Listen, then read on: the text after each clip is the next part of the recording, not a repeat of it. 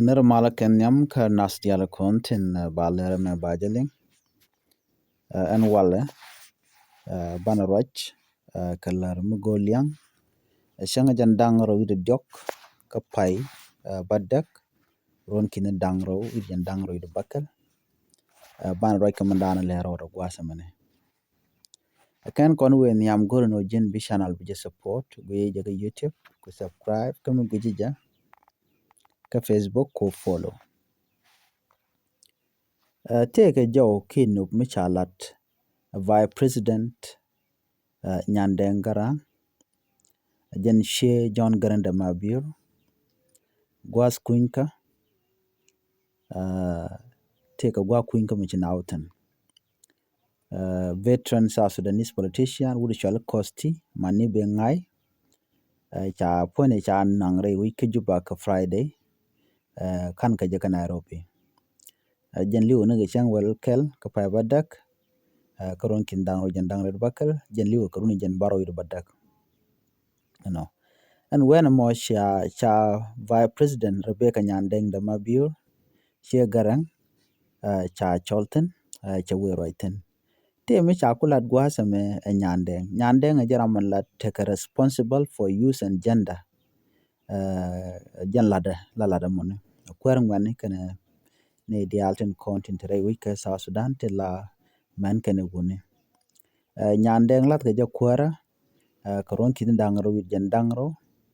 ajen gwaze dana kam ga Vice President Salva Kiir Mayardit ka lat ga kwara ka jana re nyimene dana inshallah President Salva Kiir Mayardit kana Vice President Dr. Machar kamale dana cha time karon kin dangro wal badek 2018 peace agreement dan jen an mo mi cha chol ngwad dan we roiten te ka jo mi chala nyande jo chala gwas mo chine to wan ti ka gach ka message dan en che tup ka mane je Salva Kiir Mayardit jen je disappoint long ka ta dan yen Salva Kiir Mayardit ne wech ka jo dan chala gwas mane chala do ne na jane kilo de che je ka long Jane, we have inflicted to ourselves things that our enemies did not do to us. Jane charo dan muy kerik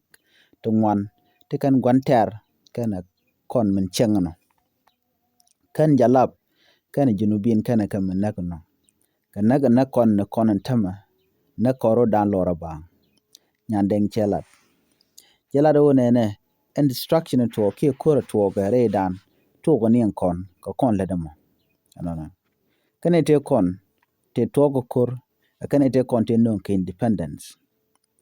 charo chen wona na jana che Salva Kiir Mayardit no che gor longo gwam baro de kana rach ke da we kut Salva Kiir Mayardit bate me che twok Nyandeng Garang jen cha no go dare jik kan Salva Kiir Mayardit chela do jen che teneke rundangro ki latine rundangro ki ron che je kana Salva Kiir kula la kwarwech Misha wewe jana cha block jana tala gwawo kaja te ga mishi Nyandeng Garang kulat gwasa mane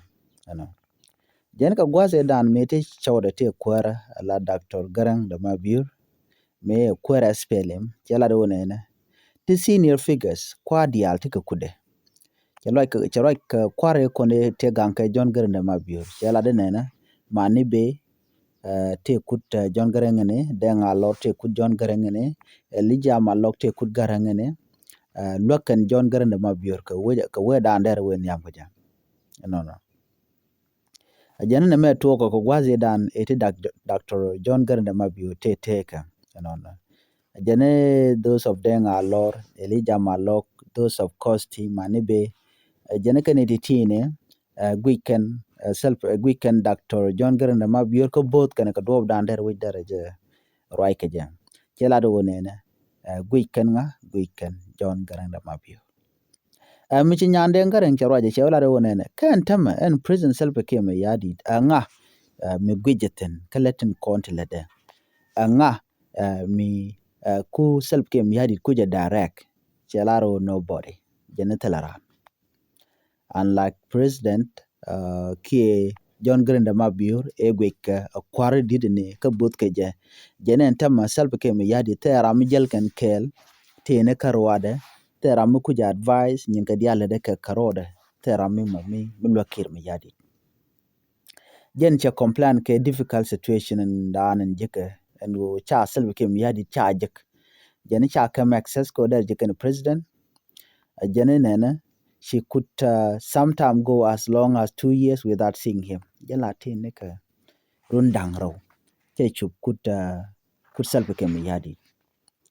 so mishirin me chala dinu amijek no chala do nene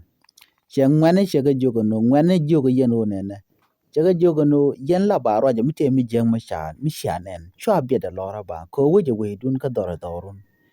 chala da joy ka newspaper mi sha publish and one nene Nyandeng also urged young South Sudanese to speak out and challenge wrongdoing, warning that fear was preventing them from defending their interests. Jaga jogo no yana dualun ke kuma jaga yako shiatin goro konde let kay chaka belat. So kujo mo la barwaje. No. Jene kan gade ti chine ka dap tine jene ka kawa jene ka dual. No. Jaga jogo no chia jol kun chia ka kwat bor kun ke ter kun ke chia ka lat kam chung no kun jen jodan chia lat no jen luk jen lat jen mla tok ngam be korun bi ter no ngam be mumba manukun bi ka gangone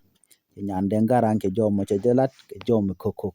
che lat wona a tok lat karar kon chu self ke me yadit che weche yar che weche realaka chenga jekina je ke je tela ramme guje tela tin kono de kulu guje no de self ke me yadit dara kalat ko de wida te kamal teleja a jene point tu ko point de nyan den garang lenye ni majal wakna jene mi chiran che tok che jelat jen la gwalo ram lugo de tok de jelat ma be nyur go adana nyuraten non jen jodan chelat do nene those who don't like the truth will be sitting on fire janetin konti loko lat ka tok ken bi ke nyur chet kaneti la nyure mach you know so ko kuje moni a chang shiran barbo chicken man michi gwante ar ndan te ka michi kana michi aga bar chicken bi diere wo te ka mi jeng mi chalet ka ke nyande ngaran ke jo mo che jalat no ci nyande ngarang che self ke mi che jogo no nen dere gwano der wi dere ya leka